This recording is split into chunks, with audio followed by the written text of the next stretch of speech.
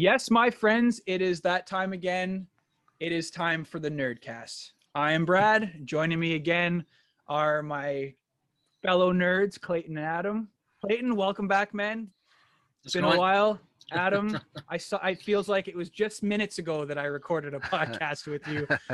So welcome back to the show. Clayton, what have you been playing, my friend? Well, Warframe just actually released another expansion, so I've been grinding hard on that.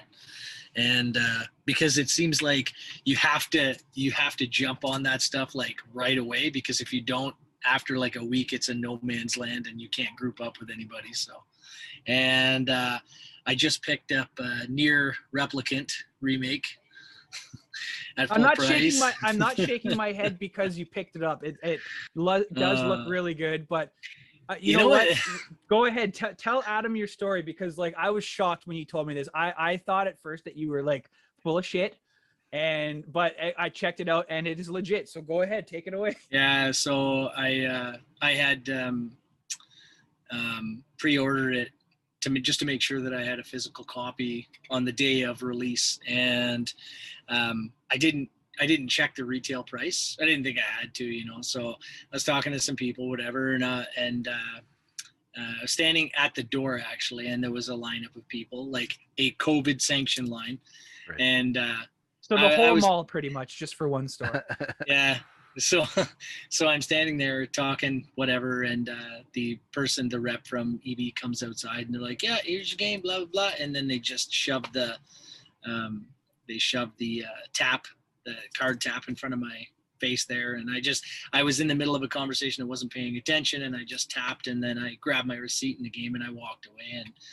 And then I was on my way back to the Hobomobile there. And I looked down at the receipt and I was like, there's gotta be something wrong here. Like, it was $90 after tax. Wow.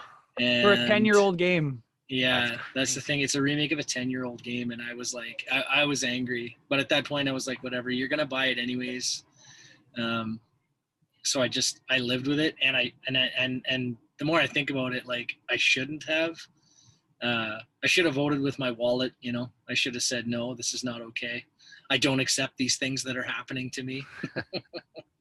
but now you have a good game, because it's actually been getting pretty good reviews. Oh yeah, no, I started playing it there yesterday. I think I started playing it yesterday. I played a little bit this morning. Yeah, no, I played through the original version. And the thing is, though, is that the graphics are just good enough that it looks as good as I remember it looking. You know what I mean? Yeah. The only thing is that so they changed, obviously. If you follow the news about Nier Replicant at all, they made two different versions, right? They made a Western version and an Eastern version. The version released in Japan, the protagonist is a brother-sister duo, and in the West, they made it a father-daughter duo. Oh. I guess they figured that the West would identify more with an older protagonist, right? So, so it's nice to go back and actually play it like play the version. Well, play the version that I never played before, and they did update like mostly the character models. Some of the combat feels a little bit smoother. There's still some jankiness to the movement, but it feels pretty good so far. I'm not happy about the money I had to spend on it. And I immediately thought when Halo released the original remake on Xbox 360 of Halo CE, I think it was like Halo 10 CE or whatever. It was like the 10th anniversary of Halo. They updated all the graphics and everything. They basically reskinned the game with better textures and whatnot, and they gave you a couple of new bells and whistles, and it was much in the same vein of Nier Replicant and like the Shadow of the Colossus Bluepoint remake. But unlike those two games, they wanted not only full MSRP for it, like full storefront brick and mortar price, they wanted updated like 2021 post-COVID, $90 after tax prices. And I was like, wow, that's unfortunate, because I think the Halo 10 CE edition came out at $50 CAD after tax when it came out, and I thought that was awesome. I thought that was a great price model. Yeah, it sounds like that's what Nintendo's doing with the upcoming Skyward Sword, the Wii port that's coming to Switch, and I think they're Full going to price. go full price on it too. And I think I that's pre-ordered it everybody from was Best surprised. Buy and it's $79.99. Yeah, That's so it'll be that's 90 over tax. Yeah, That's nonsense because all the groundwork is there. It's not yeah, like, like when they originally did it, like what's the development time? Something like 16 or 24 months, right? To develop a new AAA title. There's no way that they have to put that in to develop, like Near right. Replicant took like what, 6-8 months to, if that, and I'm sure that it wasn't exactly super labor intensive. I mean, basically they get the graphics out of the way and then they start working on the bells and whistles, and then it comes to the release date, and whatever doesn't make the cut just doesn't make the cut. You know what I mean? Yeah. And that's the So thing, like when Nintendo did the 3D All-Stars, they really didn't update anything. Like you still had the original Nintendo 64, the GameCube textures, they didn't HDify much of anything there. They just kind of packed it all into one cart. Now there, at least you got 3 games, but that's what they're kind of saying here is, okay, well now we're just going to get one Nintendo Wii game. Like, yeah. why are we not getting more than one Zelda? We got 3, uh, you know, Mario games there, one of which was from the Nintendo Wii, and now you're just throwing one Wii game at us. So Yeah. what's happening for Zelda's 35th? That's surprising too, actually, because the 3DS versions of Majora's Mask and Ocarina of Time they actually went the extra distance there. Like Yes. obviously they made it in 3D, but they also, I don't even think they just up-resed the textures. It looked like they retextured a lot of stuff because there was a lot of extra detail in a lot of the Yeah, they cleaned a lot up on that. yeah, they did a good job on that. Adam, what have you been playing? Since we'll give everyone a shot. This past week, my little guy and I got into Mega Man 11 on the Xbox One, and Nice. man, we put that on. I put it down to like the absolute newbie mode, and there was times where I just like, you guys just everyone stop talking. Like it was like there's still some of that Mega Man frustration, but like what an amazing experience. We finished it this morning, and like quite literally, it's like sitting on the floor of my room beating Mega Man 2 like 30 years ago, and now sitting here with my son playing Mega Man 11, updated graphics, a couple little cinematics, stuff like that, but like the gameplay felt fantastic. There was some new systems, that gear system, you can do slow motion, stuff like that.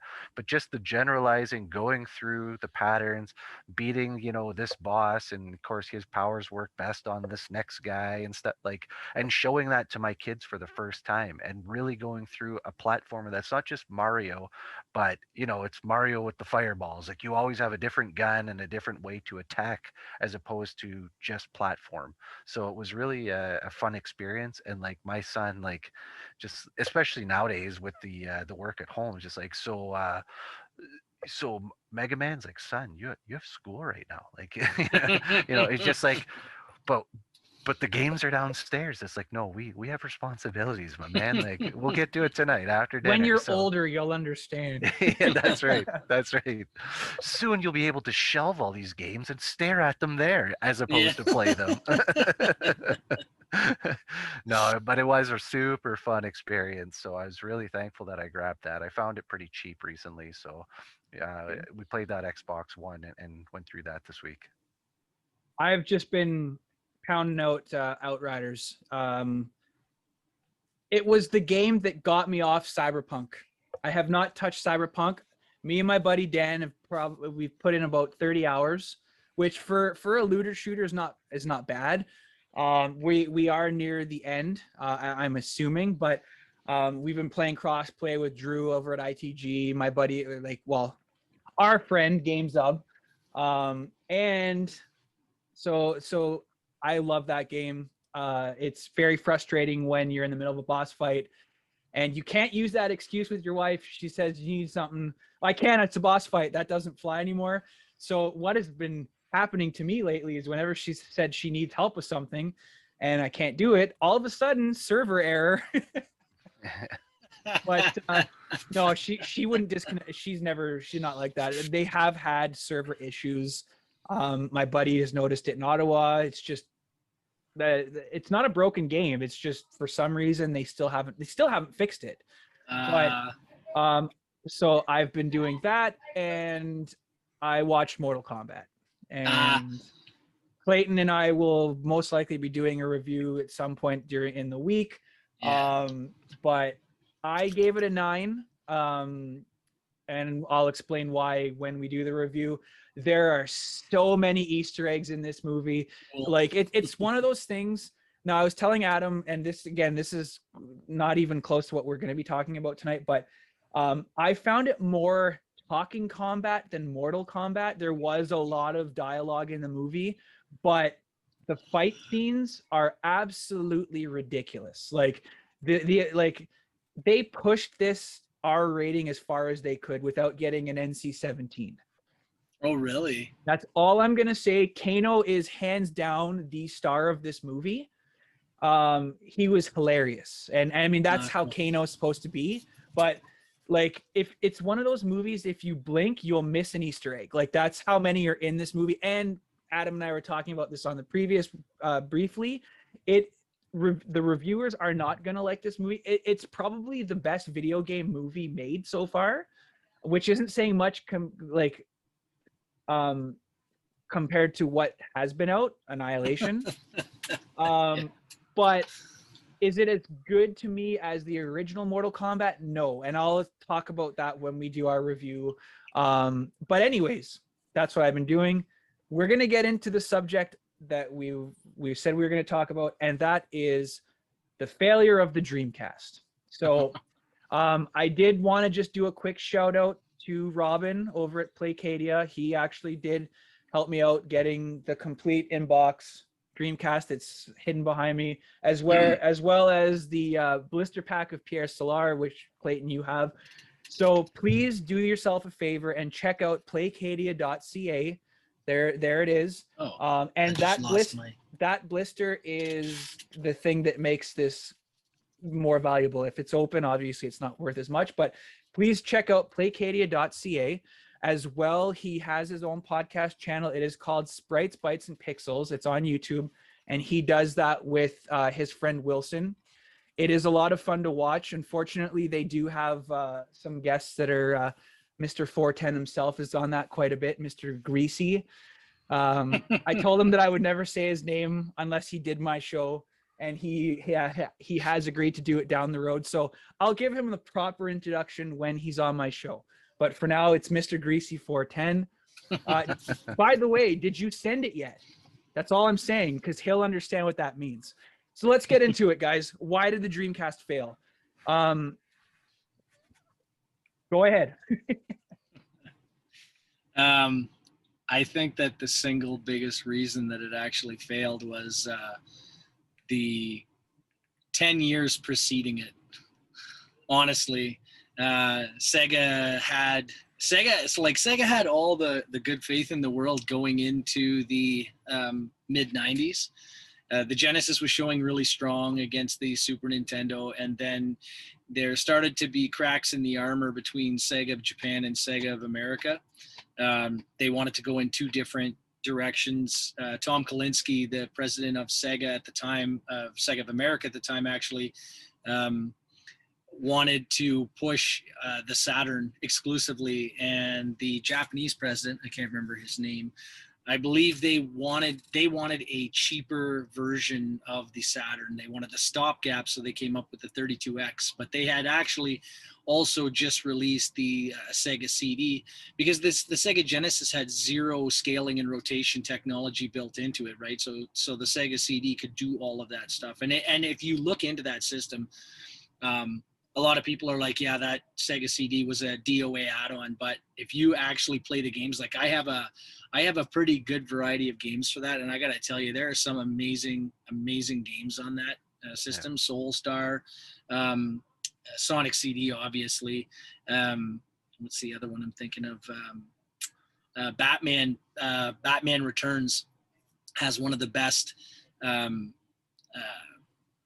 pseudo 3D scaling Batmobile chase acts in the like at the time. It was amazing. Don't forget Sewer Sharks.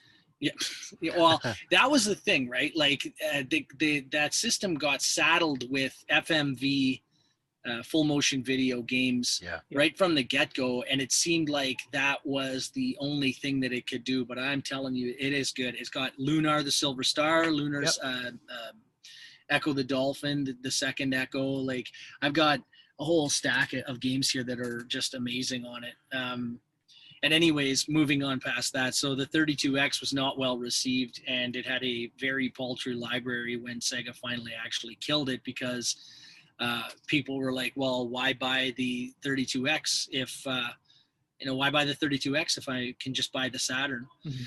And then there was the infamous I believe it was CES, where the president of Sega actually announced, unbeknownst to all of the distributors of the Saturn in America, that it was supposed to be released in the fall. And what ended up happening was they announced that it was ready for retail directly after the show.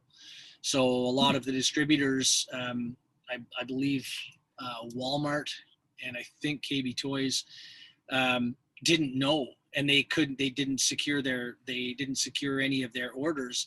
So Sega basically caught them with their pants down, and that resulted in some companies not even carrying the Saturn at all, refusing to carry it because of that. Sega lost a whole bunch of goodwill after that. The Saturn flagged, and with the release of the PlayStation, the PS1, it was just a more powerful system for pushing.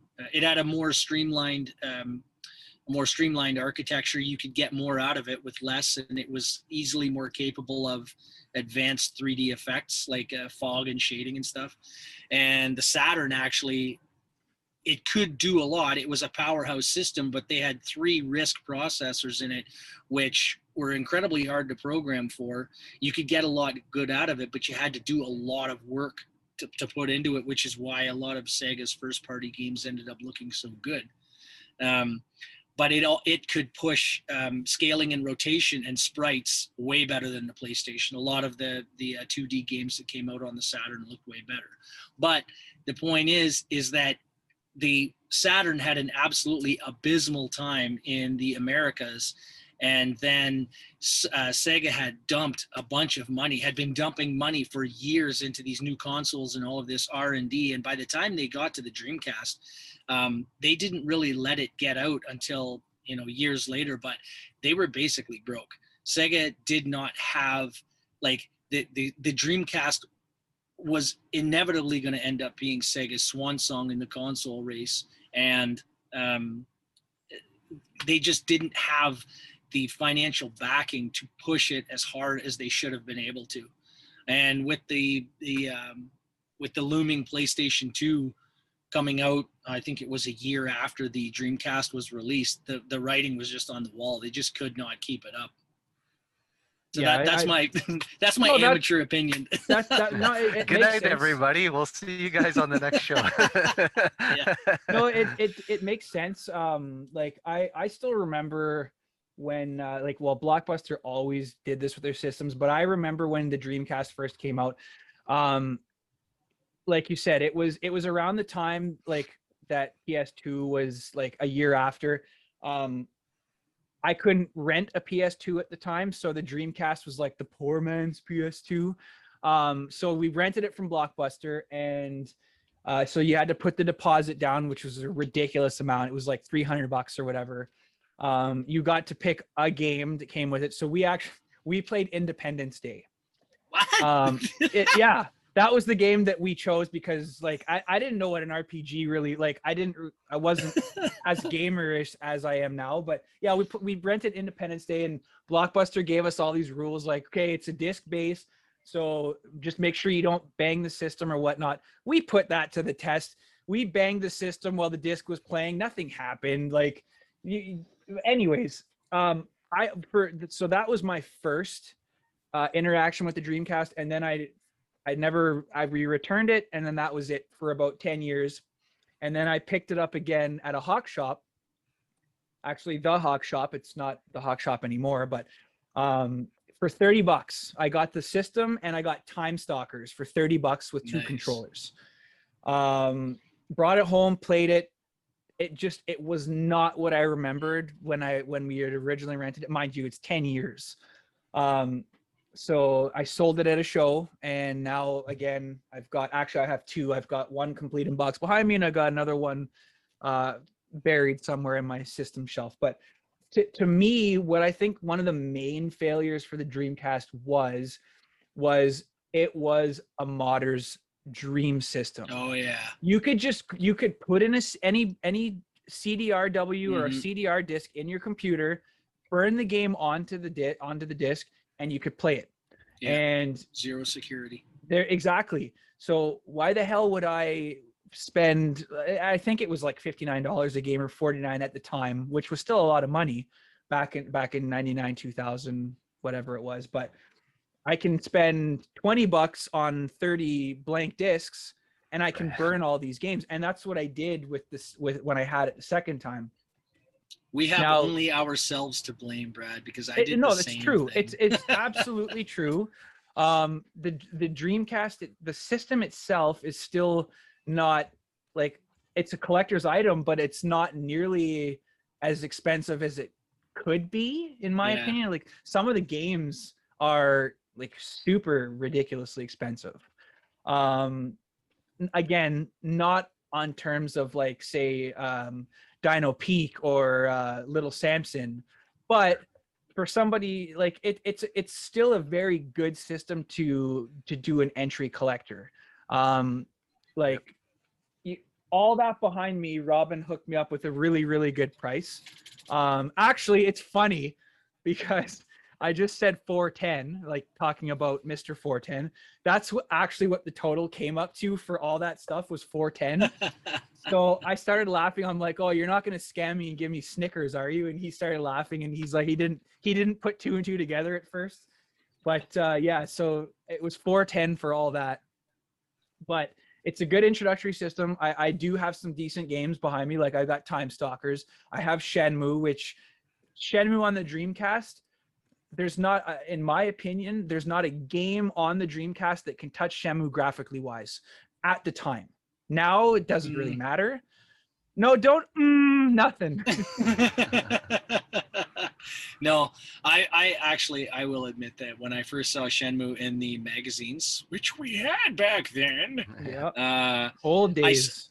I always saw, like, when we were playing games like Metal Gear Solid and any character-based game really on a 32-bit system, the characters always looked, Japanese games always had the upper hand because anime was much easier to simulate with simple polygon geometry than an actual modeled face. But in Shenmue, you actually had old people who had square faces with wrinkles, you know what I mean? Like, the textures were better, the geometry was better. And I remember looking at the pictures in the magazine and being like, oh my God, it looks like a photo. Like, of course, I go back and look at it now and I'm like, Jesus, these are ugly. But An instant photo. Yeah. So Adam, what do you contribute to the main, in your opinion? Like, there's obviously many reasons why the Dreamcast failed, but like, to you, what's the factor? Yeah, there's a couple different points I'd like to talk about, but I think the leader is basically, like Clayton said, was just a series of mismanagement that led to 9999. And basically within, it was just the feuding between Japan and North America. And I think there was even getting to the point where it was almost like a contention and like a jealousy between the two, and not celebrating each other's successes, and when you see that, it happens within companies for sure, right? So when you see that type of happening at that level, then it starts to become an issue. And the Sega Genesis, of course, was a great system. Sega CD, a lot of great things. I want to give a shout out to Batman the Animated Series on there. Batman and Robin.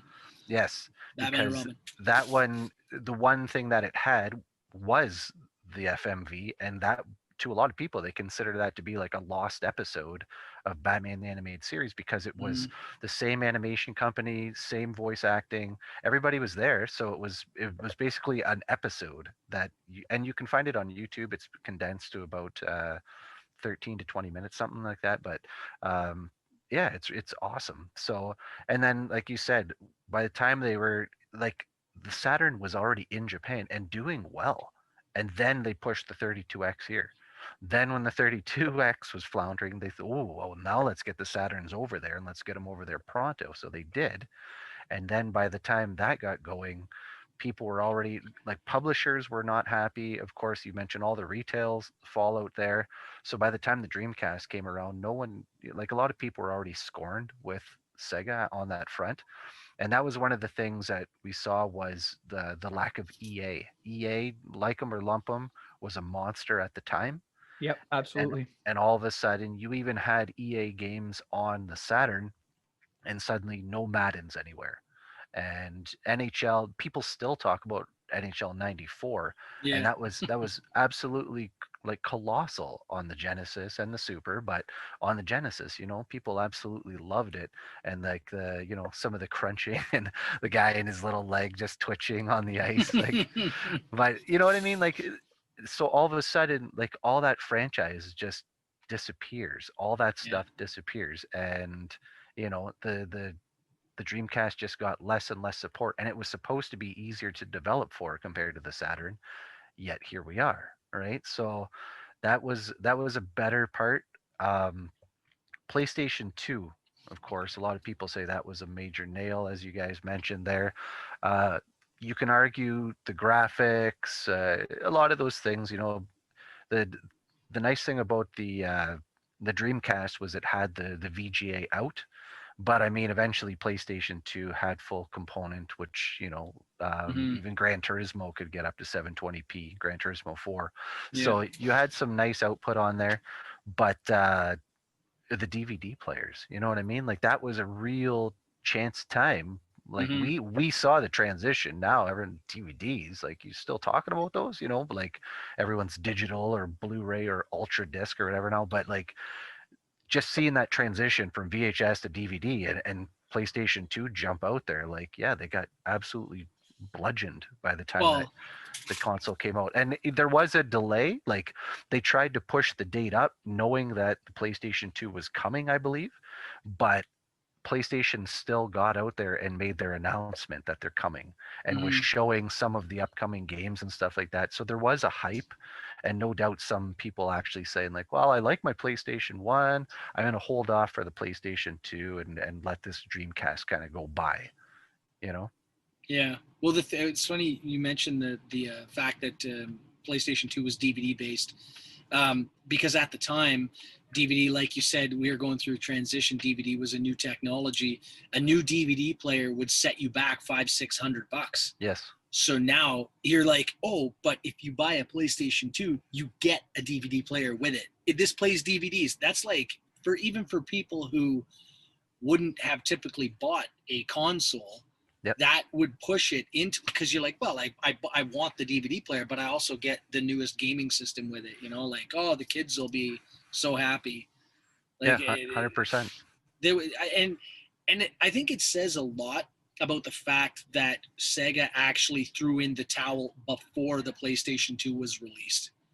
You know what I mean? They're like, we can't even be bothered to weather this. We know we're going to lose. There is nothing we can do. We've done everything we can. We have no more money. Like, whatever we have left, whatever business we have left, we need to quickly restructure and find another path, because they are going to kill us. Yeah.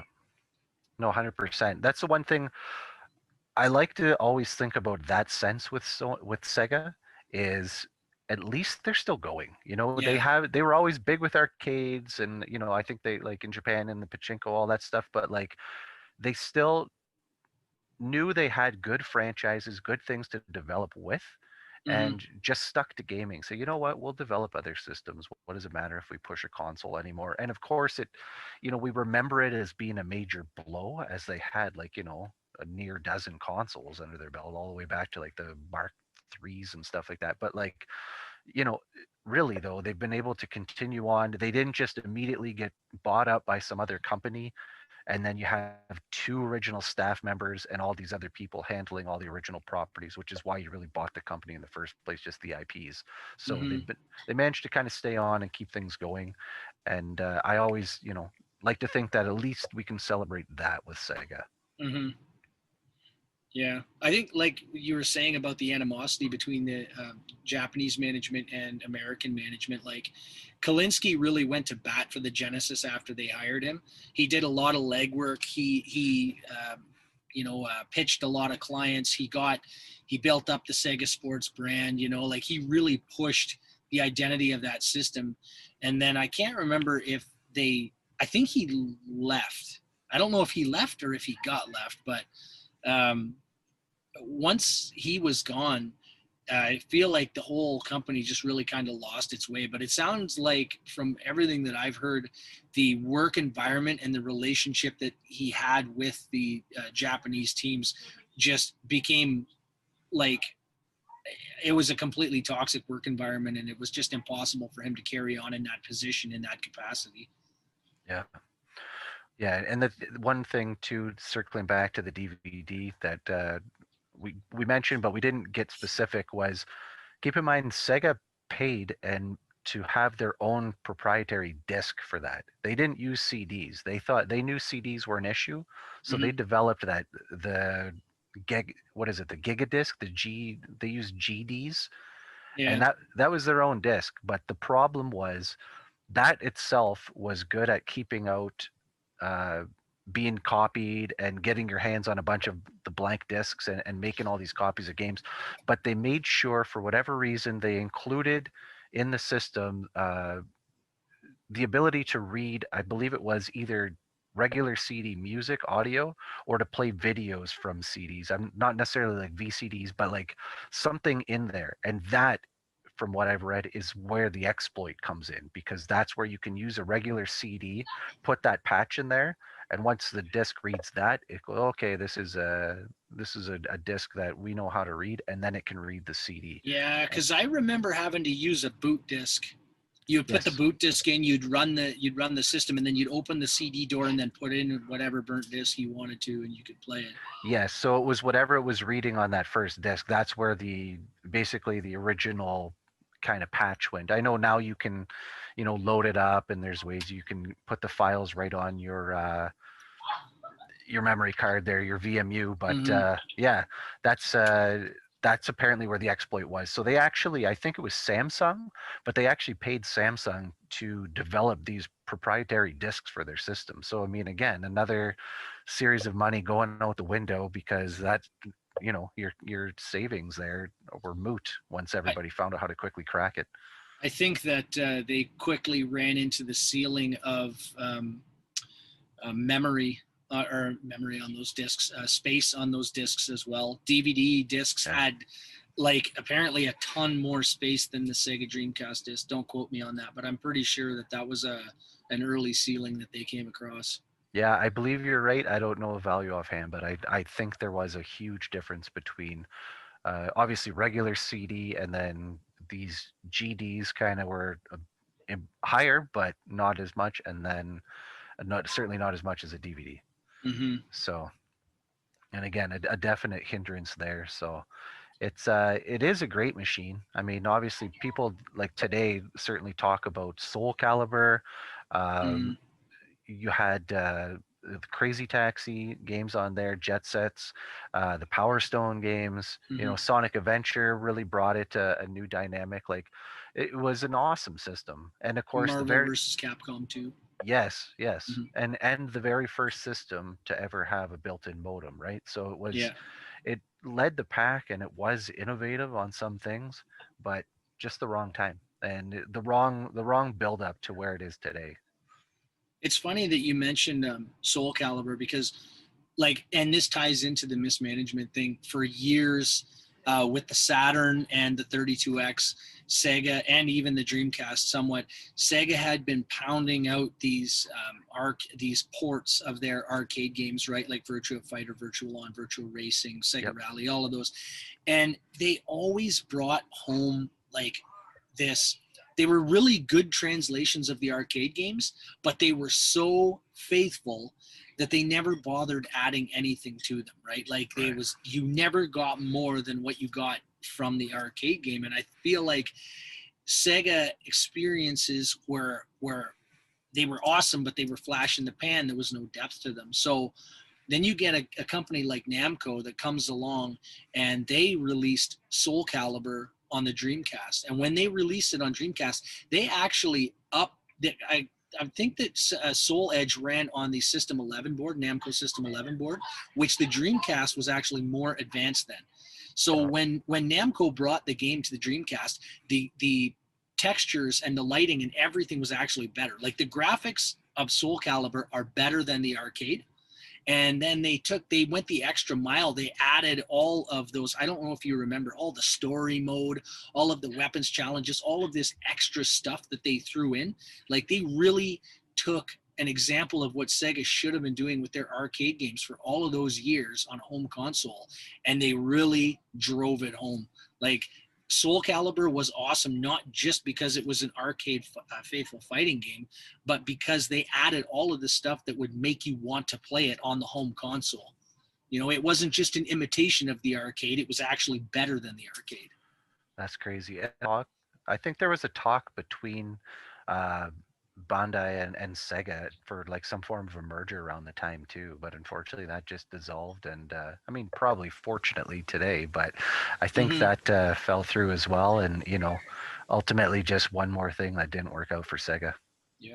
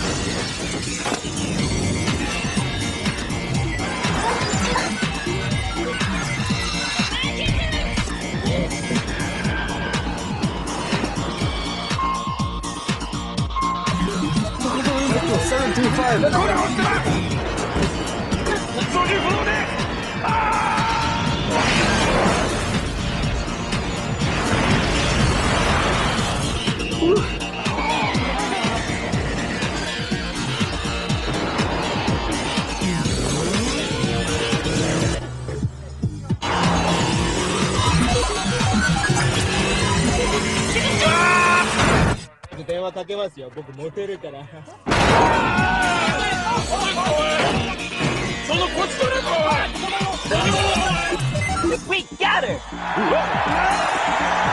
Hi, Randy. Well, hello. It's thinking.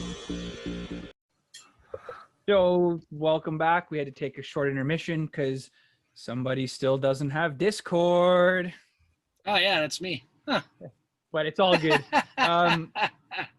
Yeah, we were actually just talking. Clayton and I were just talking about a lot of the like really good games that are on the system, and shockingly enough, he didn't say anything about Seaman.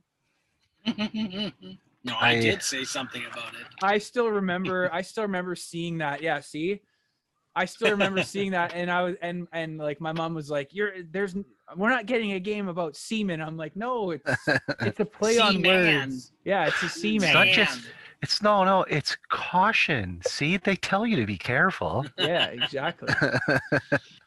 But I grabbed a couple just to like we talked about Shenmue. So one I wanted to mention, I actually have this coming in physical from Limited Run right now. It's actually en route. They built this game up for PSVR now.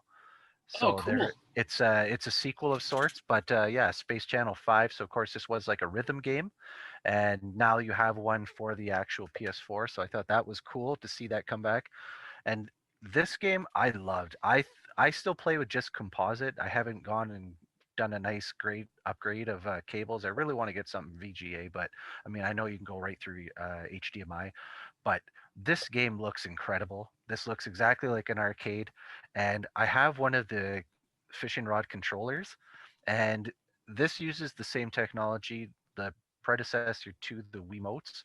So you actually have accelerometers in there, so you just do all your casting, but you can actually just reel it in. You still have your buttons on here, and if you want to like move your boat around and stuff, but like That's literally you cool. can like set the hook and stuff like that. Like it's a lot of fun. And like I said, this is just it's arcade. It's just go and try and catch as many fish as you can within a certain timeline, like you're playing an arcade game. I thought it was really really silly fun, but especially with the controller, I thought that was neat. For Yeah. me, this is the one game that really stood out. It's my lighting's not the greatest, but I like it's just it's not a good game in today's standards. Like it's an RPG. If you ever played Landstalker on the original on the Genesis, it's a sequel of sorts. Like your main character is a totally different guy, but Nigel from Landstalker is in this. Lady from Lady Stalker, which was a Japanese only release, which is unfortunate because it continues the lore of the Stalker series. Has nothing to do the Dark Stalkers, that doesn't have anything to do with this. Dark Stalkers is a 2D fighting game, but these were Sega's attempt, besides Phantasy Star, to break into the North American market. And like Landstalker and Lady Stalker weren't really RPG. They were kind of like a knockoff Zelda. Like not like Ocarina of Time, but like the over the head Yeah. controls and stuff. But Clayton's got something, so let's see what have you got? Well, I'm not going to pull everything off my shelf because I've got a whack of. I have a pretty decent selection of Don't games fall for my on 'em. Dreamcast. But JoJo's Bizarre Adventure, which is based on the manga, pretty awesome game. Like pretty cool. Lots of fighting game. Large, colorful characters and just pretty wild action. And this one here, Mach X, made by Atlas. It's a crazy first-person sword fighting game where you play as the sword, not the person, and you possess different people, and they give you different abilities based on the person. But the sword is always in somebody's hand. Wow. So it's pretty Wow. neat. It's a neat game. Look it up. I didn't really understand it when I bought it when I was younger. I went back and played it later on, and it's actually aged quite well, and it's a pretty awesome game. I have lots of like oddball favorites for the system. Like I was telling Brad, Episode 1 Racer, Star Wars Episode 1 Racer is one of the best, fastest racing games I've ever played. I beat it end to end. Sonic the Hedgehog, Grandia 2, which I'm surprised you didn't mention, Brad, but was an amazing role-playing game experience that as far as I'm concerned, between Grandia 2 and Skies of Arcadia. Oh, I do have it. You have Grandia 2, yeah. There you go. I have both actually. So yeah, yeah. I know you like the PS2 one better. It's vastly superior. What? No. It's a joke. I know. Yeah. No. But it was awesome. It was awesome to see like that the Dreamcast got like some seriously awesome RPGs. Absolutely. And Grandia was amazing. I was not a fan of the last boss, but the 60 or so hours that it took me to get to it were utterly amazing. That combat system is still one of my favorites in all of JRPGs.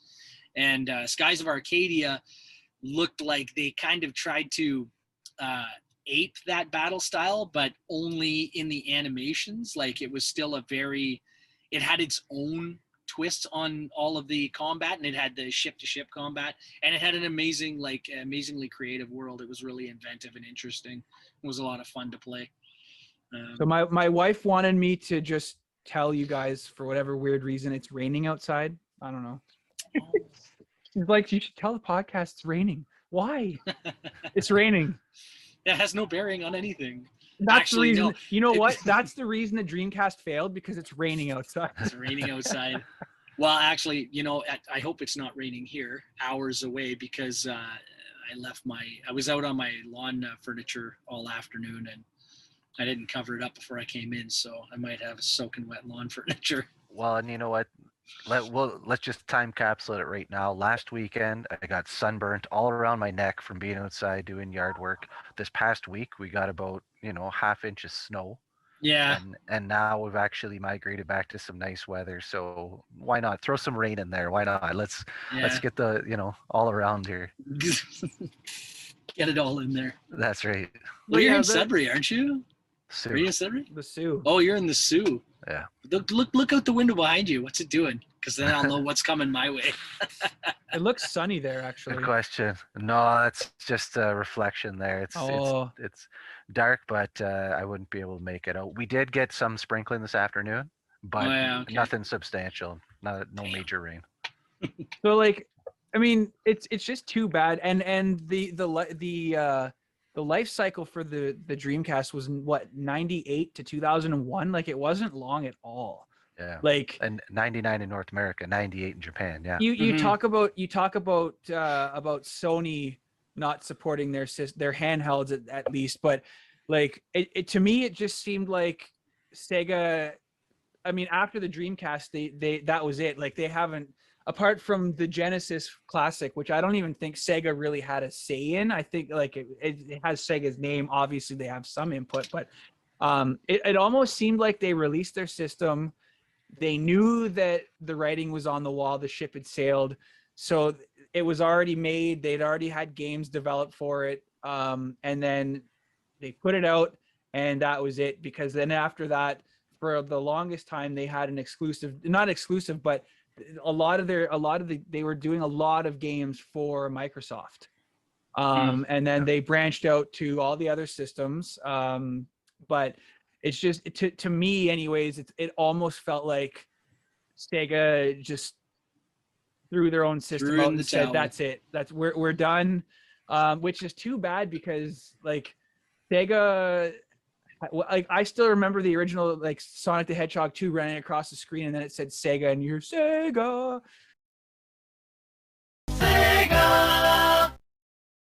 But like, I'm happy to see that they're still in the video game industry per se. Will Sega ever do another system? I doubt it. I don't think so. But I I honestly mean, don't think so.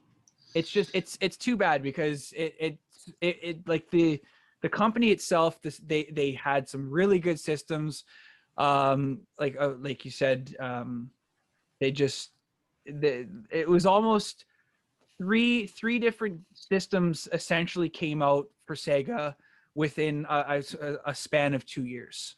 Yeah. And there's others, like there's prototypes. Like there was still, I believe, what, a Neptune, and a Pluto. Mhm. I think there's a Pluto as well. And Yeah. just way too much, too fast. You know what I mean? Like it was just a lot of gears. Now they, like, peripheral wise, like everybody remembers, of course, this was the Rumble, and then you had the VMU, and again, you can connect this to another. There was some that had mini games, but you had your little cross pad, your buttons. I showed the fishing rod before. There was a mouse, there was a keyboard. A lot of people know the keyboard for typing of the dead. Yeah. And playing through that. The one thing that really hurt, and I mean, let's not say that this is what killed the system, but no real shooters on there. And they did eventually have some third-party guns created, but they didn't release any first-party guns in here because shortly around after the console release, there was the Columbine shootings. Yeah. So that kept Sega out of putting out any of their own. Now I have one of the third-party guns. I believe it's like Interac or something like that. Yeah, that came out with what's it called? Time Bandits. I believe Time so. Crisis? Time Was it Crisis, not Time Time Crisis? Bandits. Yeah. Yeah. But yeah, I mean, it was enough to keep Sega out of marketing any of their own. And of course, like I have like a Sega Master System phaser. I have the Justifier. I have their Super Scope. The Menacer. The Menacer. You Yeah. know, like they were not out of the game with light shooter guns. That's always kind of a small, niche, and it was something that kind of seemed to be celebrated years later when the Wii got back into it again with the point and click. But you know, as soon as that disappeared, like that's just one more thing that the Sega Dreamcast didn't have. And again, just that's nothing they can do anything about with timing, but unfortunately, it still impacted the console. Mm-hmm. I would Fair agree with points. that. Yeah, just very cool peripherals on there though. Like I said, like Type Into the Dead, I so bad want to get a keyboard and just jam on that one because I think that one just looks like so fun. And when you see like the actual guys running around, like it's not just a direct port. Like they actually have this weird backpack that shows a keyboard on the guys when they're running around. So like, and like that's supposed to be what's actively killing the zombies attack. Like it's bananas, but those Yeah, I games. don't know what you think. I don't. That's the thing about Sega's games. Like there was a time where it didn't matter how ridiculous something was, you could get it green lit. That's You right, know, like 100%. we live in an era now where you have games like with established IPs like Call of Duty and Assassin's Creed Valhalla, who only want to push. They only want to push certain in certain directions because they don't want to risk alienating their fan base. Whereas the only real freedom you get for games these days is like small indie games that maybe don't have a whole lot of funding.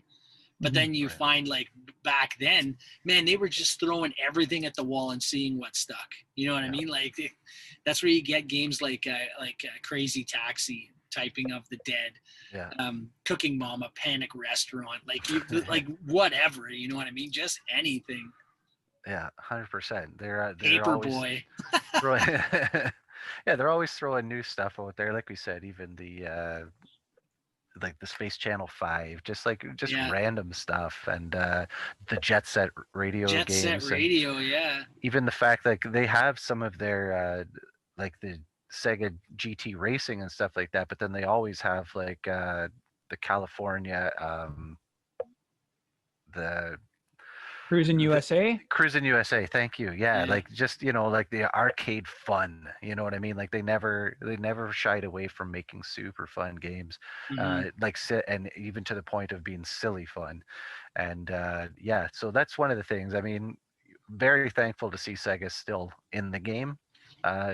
Just under a different format. But hey, I think this is the thing that Nintendo still continues to have such a fan base that they'll put stuff out and people will buy.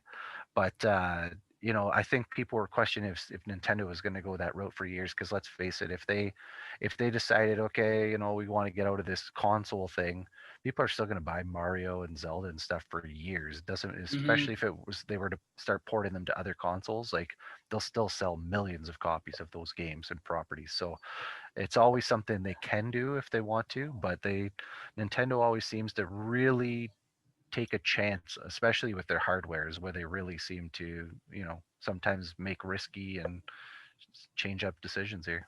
Mm-hmm. Switch it up, if you will. Yeah. The thing is that the console research and development is really expensive. It's Yeah. like it's money going out that's not necessarily reflected by money coming in.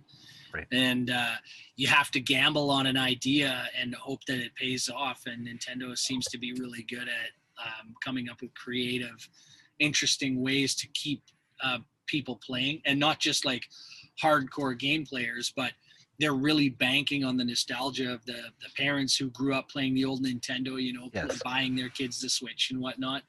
And Sega, I'm glad that they decided to pull out when they did, because like you said, it meant their survival. They lived to Yes. fight another day, but they just did not have the money to go up against Sony. Right. Whereas honestly, if it really came down to it, and I'm probably gonna get flamed hard for this, but everybody harps on Microsoft for putting out crappy systems compared to the PlayStation systems and whatnot. But I will say this: Microsoft has much deeper pockets than Sony, and if it's a question of staying power or endurance, if Microsoft wants to, they could lose the next 20 console generations and still be in the fight. Like Sony will never shake them until Microsoft finally says there is no money for us to make here. We might as well just get out of it, because it gives them a footprint, because especially with the games for Windows platform, it allows them to be second place, but what really isn't exclusive anymore. You know, like if it's if you're playing on a PC, it's if you're playing on games for Windows, you know what I mean? It's an Xbox game. Like they are not it's like Sony went up against Sega. They're going up against Microsoft, but Microsoft it's theirs to lose. So, well, no, all good points, because especially that, like, when we consider that generation, we're not even included, like, the PlayStation 2 was the major force there. But I mean, there was also still a GameCube, there was a Microsoft Xbox. Like, the market was not Sony, like Sega Genesis and Super Nintendo anymore. You know, it was more diverse now. And by the time, you know, the Nintendo 64 was out in 96, then all of a sudden you had the PlayStation come out.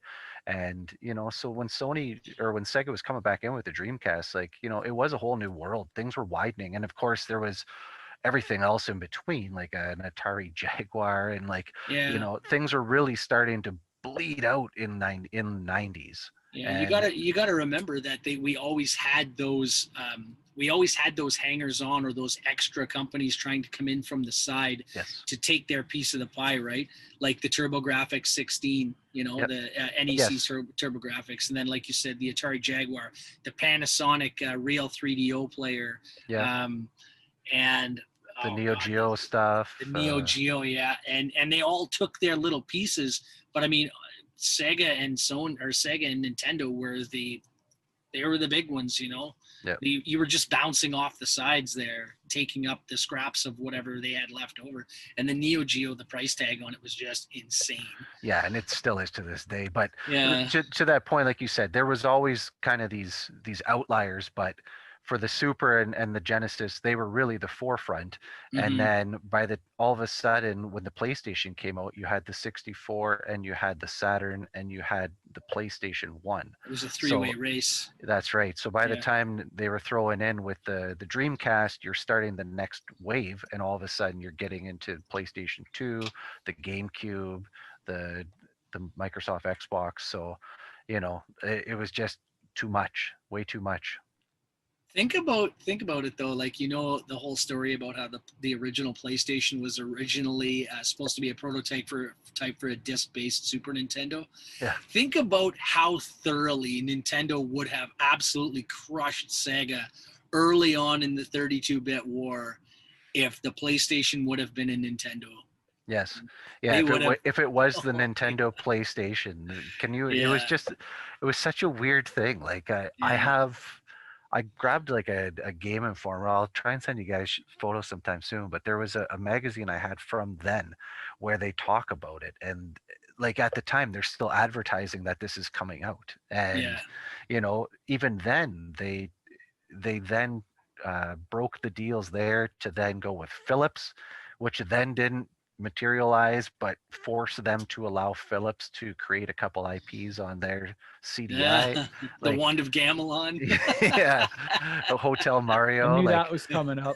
Yeah, like it's just wacky times, you know. And Nintendo not committing to anything there. And you know, like we said, like they've had their other things like the Nintendo 64 disk drive and stuff like that, but you know, Nintendo just managed to somehow put their head down, limp on through some of these other misses.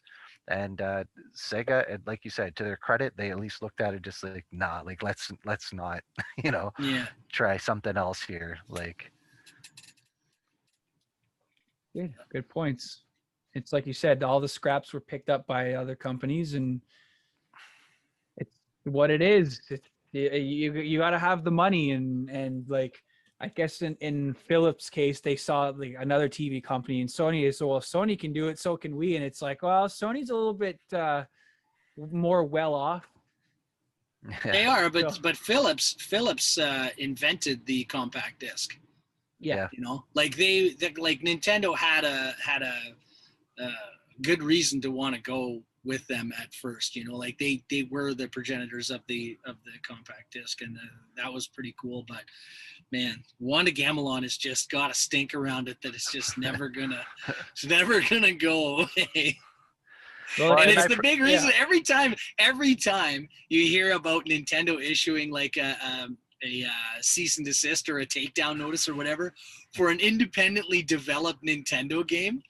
They're like, they should just call it the Wand of Gamelon Quaz, because they're like, yeah, no, sorry, we had to destroy your independently developed Metroid 2 remake, but you remember Wand of Gamelon? Yeah, we still remember that. You've been struck by the Wand of Gamelon. Yeah. Unfortunately. Yeah. You've been gameloned. Yeah. Well, that's the thing. I heard that I haven't yet played, but I've heard that Hotel Mario is actually okay as far as gameplay goes. It's still not necessarily a Mario type of game, but were they the ones that made Mario is Missing too, or was that Mario's Time Machine? I thought that was, I don't know. I don't even know anymore. I did hear a rumor though, Clayton, that Wand of Gamelon was getting picked up by Limited Runs. It was a full HD remaster. Pick up Dark Castle while you're at it. So long as it's regular retail price, of course. Oh, we and want to pay $90 for it. It's gonna be episodic too. Oh, nice. Yeah. All DLC, all microtransactions. Yeah, there you go. Well, that's I think we're good. We've hit all of the points. I always say that, but I mean, unless there's anything else anybody wants to contribute, I have an Outriders game going shortly. I'll just say that if anybody watching this gets the chance and they've been curious about a Dreamcast, it was an incredibly capable system. Absolutely. It was a lot of fun. It's got a lot of games that are not out of the realm of affordability for even a casual collector. Yep. And if you want to play like the last great system from a great manufacturer who just put all their cards on the table and used what they had left to like really give it their all, you can't go wrong with this system. No, it's true, and it's a good 100%. System. It's a lot of fun, and and I'm just gonna say this as well. During the pandemic, if I mean, obviously everything's now non-essential. Apparently, even clothes are non-essential. But if you're still adamant on collecting during this, please support your local stores. Like, I dropped Robin's name at playcadia.ca because he did hook me up with the Dreamcast and all this stuff. But there are so many good stores, like my friends and sponsors from Northern Game Expo. You've got Cal and Lisa over at Comics Northern Level Games. They don't have a website, but they do have a Facebook page. They do curbside. You've got Kamal over at We Got Games. You've got Kevin Wells, who's the owner of PowerUpGaming.ca. Robin, who does Playcadia. Mike and Beth and Sue. There's Look locally before you look on Amazon. Yeah, they're the brick and mortar stores, and like they've been even okay. I'll say his name. Even Bobby. And you said it. Now he's going to appear. Yeah, no, that's only if you say his name 3 times. Okay, don't say it again. But no, even like over at Historic Games, like I think I don't know if he has a website. Well, it's not. He manages the store, but it's Jesse Manchin who owns the store. But like there's just please support your local shops. Like it's really tough. Like, I mean, where I am, I have to go. Like, I don't have to go. It's a lot easier to do the Amazon route just because I don't have any game stores around. And like Amazon does do the free shipping. But if I do need Dreamcast stuff, like I can just go on on Robin's page or Kevin's and at Power Up Gaming and see the inventory. The Facebook pages are great too, but they just like, it's just the inventory. There's no list of inventory. And I feel like if I'm calling, I'm taking up their lines saying like, I'm looking for this. But I mean, just support your local stores. They've helped a lot of people out. Return the favor. Yeah, 100%. Just here in the Sioux, like you mentioned, vintage games and junk, and of course we also have the Rad Zone. I know these ones I got from Rad Zone, the Rumble kit here, and then as well as Shenmue. Seaman was from Mike and Beth. But again, like you said, a lot of your small time shops here, like guys, like they're trying to bring these games for you. Like they try and go to the shows. They get the, that's why they do the circuits. They do these conventions. They try to bring them into the store for you, to simplify for you and help build that rapport. So make sure, you support. Even right now, if we're under the current conditions, a lot of them are still going to do curbside pickup. So just reach out to them, like you said, if they have a Facebook page, or some of them are Instagram or their own website. Get in contact, get in touch with them. And again, a lot of the ones you've mentioned, if just because they're not here locally, I've dealt with a lot of them as well through your show, Brad and Clayton, and like it's good stuff for sure. I miss seeing everybody, but you guys aren't forgotten for sure. Yeah, the thing is that if you don't support the local stores, the actual brick and mortar stores, I mean, their bills, the meter's still running, their bills are still due, and they need to make that money too, so that they can still be around when the lockdowns end and we can all actually walk down to the store again. Yeah, you may go down there and they're not there anymore. That's right. So and it's see, and it's really sad to say, but we like Adam and I were talking about this on the previous one with the PlayStation Vita store not closing. It was a big uproar, and now that Sony backtracked, how many of those people that caused the uproar are actually going to go on the store? Something. It's not, and I'm not saying this about local shops, but I find that the people that cause the most of an uproar are the ones who have only ever gone into, like, I'll say, for example, Comics North. I'm not saying like any individual, but the one person that's going to cause the stink is the person that's only ever gone in once. They've never been back since.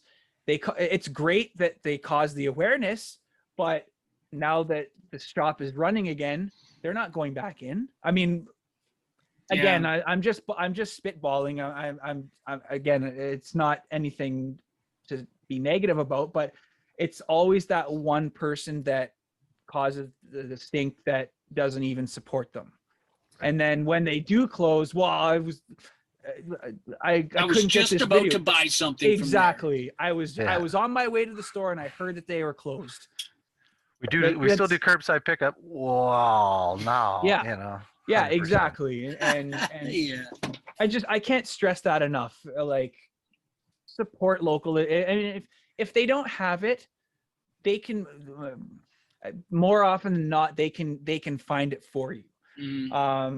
Amazon is great for the, like, if you're in a rush and you don't want to do local, but again, always give your local shops the first pick, because Cal and Lisa, they have an amazing selection. Robin categorized everything on his page,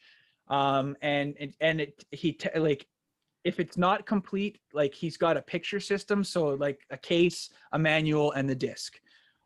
It's just the same with Power Up. Kamal does really well updating his stuff when he gets new stuff in.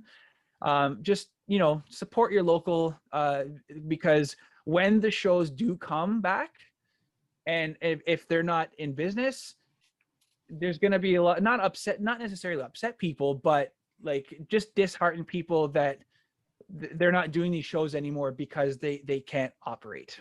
I'll be upset. Just put it out there. I'd be like, a lot of my collection that I have has been from like my show, the Barry Game Exchange, Robin's Game X, like all these shows. Like, I would say 75% of my collection is from those, and from local stores.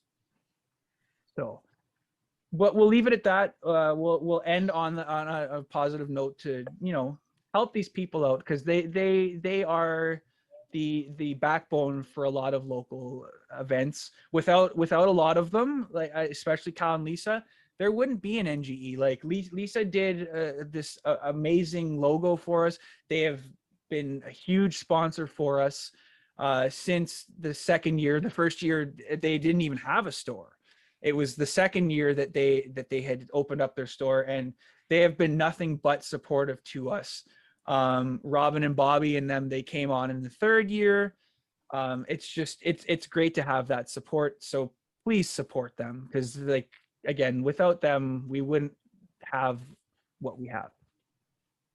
Adam, where can everyone find you? It's your turn. You can find me YouTube, Twitter, Facebook, Instagram. Just look up Svenny McG and you'll find a me. That's actually a lie. I tried finding you on Twitter under Svenny McG, and there's nothing. It's Svenny _ McG. Oh, It's the only see? switch up there, but otherwise, yeah, everything is just straight Svenny McG. So you can find me. Clayton, have you started your stuff up again? I am currently restructuring. Actually, I'm looking at doing some other stuff, possibly on YouTube. I've got an art page on Instagram right now called _Iron Hobo, and where I'm just putting up a bunch of my art and stuff. I'm just kind of getting it back into it. And he does fantastic work, guys. He does fantastic stuff. Thanks. I'm looking at getting into some web-based comics. I got a few irons in the fire, but it's purely a time-based thing right now. But I'll announce anything probably here. Can't really see it. I just followed you. White screen. Yeah, I just followed you. Yeah, my phone just lit up telling me that you followed me, so I know you're not lying. Anyways, yeah, so that's where you can find me. Awesome. Well, I like this direction of failed systems. So I'll leave it to you guys. Whatever system you feel like we talk about next, I'm good for whatever. I'll just have to do research. We still love them. They failed, but we love them. But yeah, so I mean, if you want to do Saturn, I mean, I don't know much about any other system, like even Virtual Boy. I know virtually not much about it, but I'd be willing to do research on that. But I mean, we'll talk about that throughout the week. And if Clayton, if you're available, I do want to do the Mortal Kombat review, because sure. I'd love to get your take on it. And Adam, if you watch it in the next couple days and you're available during the week, we can jump back into it. And it has to be spoiler free because it's that new of a movie. So yeah. But anyways, right.